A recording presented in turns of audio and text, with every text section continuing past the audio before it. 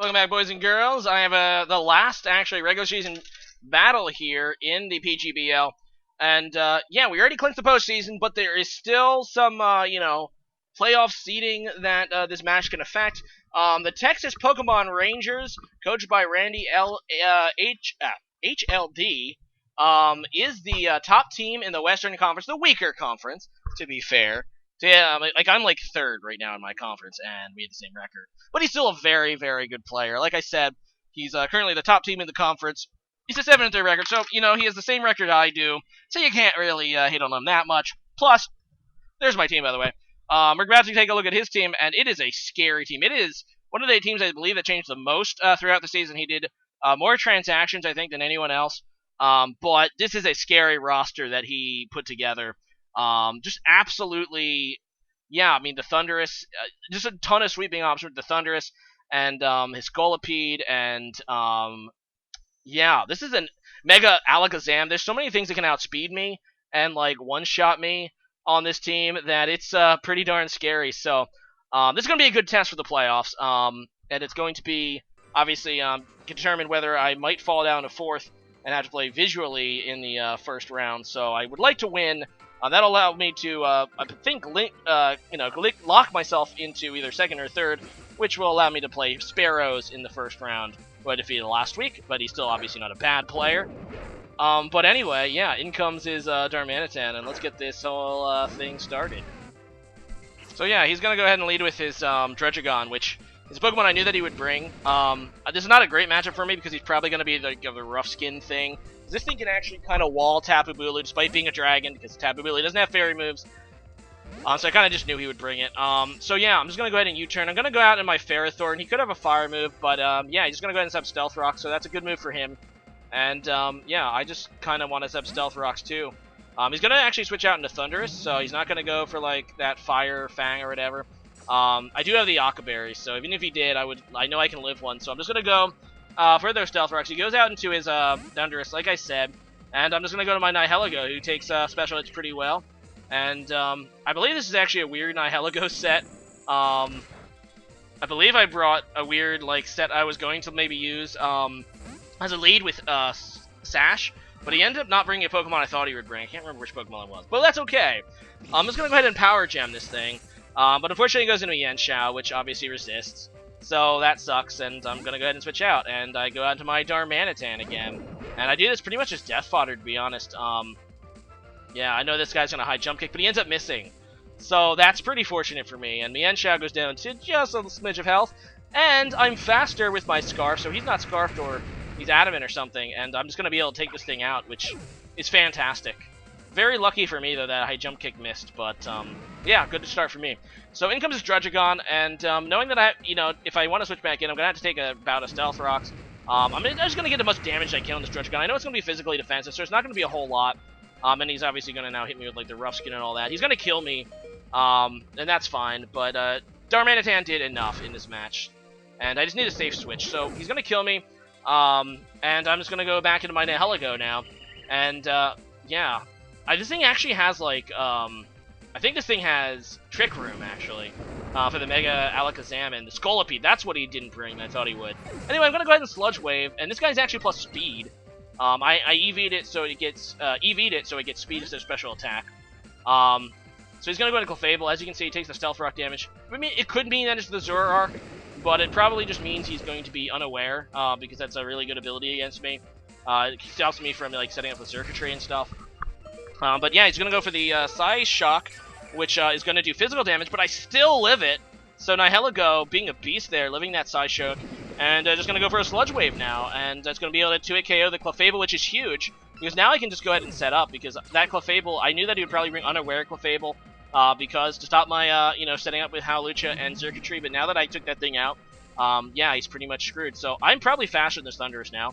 Unfortunately, this thing has Sucker Punch, because it's not Thunderous, it's Zoroark, and I actually knew that. Knowing in this battle, I knew that because I saw the Stealth Rock damage, but now that I'm narrating it, I made that mistake. But no, I already did know that was Zoroark. I didn't expect the Sucker Punch for some reason, but I knew that was Zoroark because it only took 1/8 damage, while Thunderous would take, a quarter damage from Stealth Rocks. So anyway, there's the Sludge Bomb. It's gonna kill me, and stupid me, I actually EV'd this guy to live a Sludge Bomb from a Zoroark, But yeah, not after Stealth Rock. So that was my bad, and that was stupid. So yeah, I'm just gonna go to my Xurkitree now. I'm pretty sure I can live one Dark Pulse. I need to land here the Hypnosis, ideally, because he does have that Sucker Punch. I think I might be able to live a Sucker Punch, so I'm not weak to it, and this Zoroark is probably EV'd for more sort of special attacks, so I'm going to go for that Z-Hypnosis, and I do connect there with the Zoroark. It looks like a Thunder still, but that's okay. And Xurkitree is looking to mop up now, because I got the sleep I needed. And, yeah, I'm just going to kill this thing. As you can see, he outspeeds me. He's trying to go for that Sucker Punch.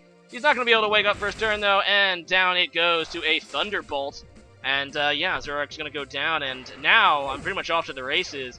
His two remaining Pokemon are not going to... Well, actually, no. He does have the Mega Alakazam still. Mega Alakazam, if it's timid, can actually outspeed a +1 Zoroark. So, yeah, he's going to go into it. He's going to go ahead and Mega Evolve. It turns out, though, that he brings a modest Mega Alakazam, which actually is not great prep for him, knowing that it might be called upon. He ends up tracing the Beast Boost too, which is scary. This is actually the whole reason I brought Ditto. It doesn't actually matter, at least I don't think it does, because if he would have been timid, he obviously would have killed me. He would have gotten Beast Boost, but then I can just go into my Ditto and have a Scarf Mega Alakazam with +1 special attack already.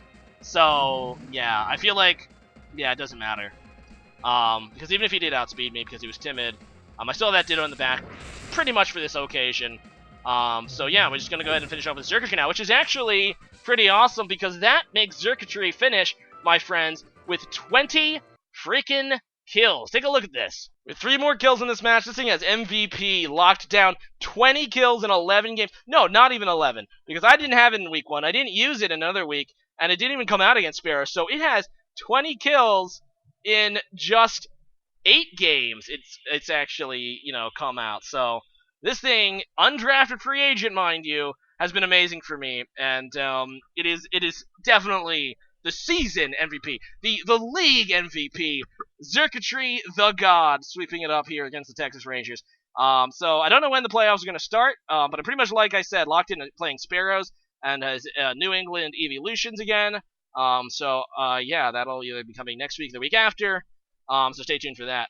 And as for today's question of the day, if you have not heard, Pokemon Go Data Miners has found this in the latest version, Pokemon number 891, which is, like the current Pokedex ends in Pokedex number 807. So this is like, 70 numbers, almost 70, higher than the highest Pokedex number. It's labeled as Kecleon in the game files.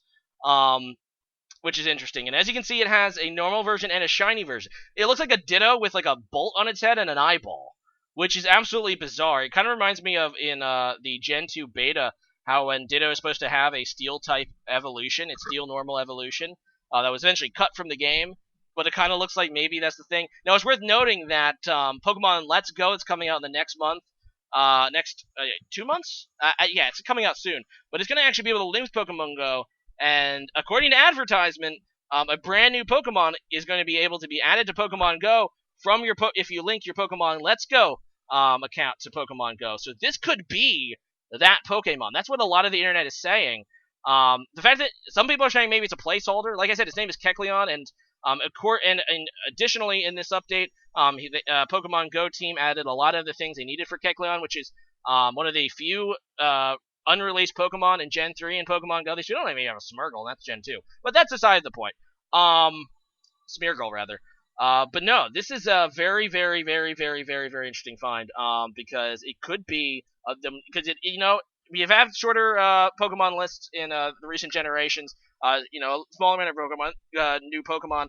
This could be a preview of the mythical Pokemon in Gen 8, which is coming out next year. So it could be, right? I mean, 891. That's kind of. I don't think that number's an accident. So yeah, it looks like a kind of interesting Pokemon. I don't know if it's actually going to be related to Ditto, but it kind of looks like its body's made out of Ditto. I kind of like it, to be honest. I like the design. If it is the new Pokemon that we're going to be getting in Pokemon Go from Pokemon Let's Go, and assumably will be added to the franchise in Pokemon 2019. It won't be in Let's Go, I believe.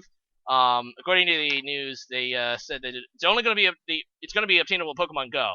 So you can't transfer it to Let's Go. Let's Go is still the original 151. Yeah, so I guess today's question of the day, do you think this is going to be the new Pokemon promised for Pokemon Let's Go and Pokemon Go? Is it going to be, I guess, a mythical when it finally arrives in the main series games, or the mainline games? I know that Let's Go is technically a main series game, but I'm not going to fight that battle. The hardcore, Pokemon's not hardcore. But yeah, obviously it's probably going to be added to the core. I'm just going to call it the core series. Screw it. In Pokemon 2019, assuming it's real.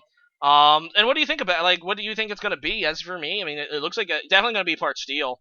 I think it might be a Steel Psychic looking at it. I don't think it'll be related to Ditto. I think its body looking like Ditto is probably coincidental. But I kind of like weird designs like this. I know a lot of people don't like the weird designs. I know Klefki got a lot of hate when it came out. I really like Klefki. I don't mind Pokemon that aren't based on animals. I mean, they exist in Gen 1, but, the Gen 1ers, put blinders on. Like Magnemite, hello. Grimer's on there's a ton, actually. Voltorb, there's a lot of Pokemon based on objects, and it started from Gen 1. And it's just a kind of weird, it looks like a weird offbeat Pokemon. I actually have pretty high hopes for it as far as it being viable. Who knows? But yeah, leave a comment about that. Do you like it? What do you think it's going to be? Do you think it's real? Do you think it might just be a placeholder? It could be. Like I said, it's in the game files right now. It's called Kecleon, even though Kecleon's not number 891. But that could be just them not tipping off the name. They have to know that it was Datamon. Maybe it's just a troll from Niantic. Who knows? But it's a pretty elaborate troll, and it's not April, so who knows? Anyway, leave a comment about that, and see you guys again next time. Later, my friends. Bye.